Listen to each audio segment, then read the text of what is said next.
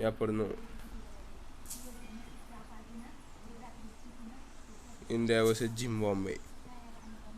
Match रहेगा 10 over का। Match रहेगा नाइट की।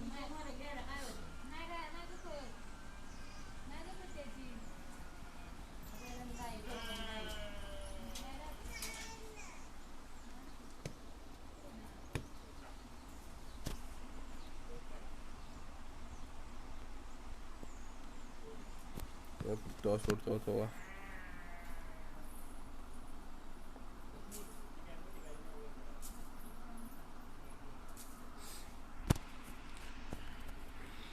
जिम्बाब्वे ने टॉस के पहले बॉल का फैसला।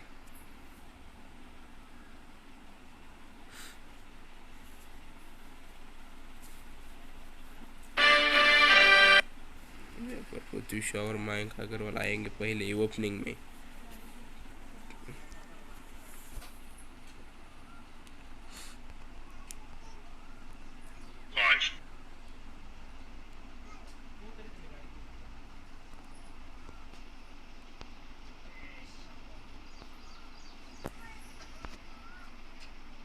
यहाँ पर पहली गेंद पे ले आए विकेट।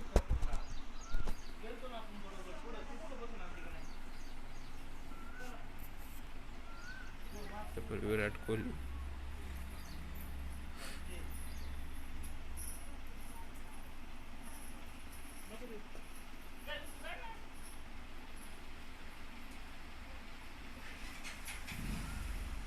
यहाँ पर क्या है, उठाने का प्रयास और गेंद जाएगी 4 रनों के लिए।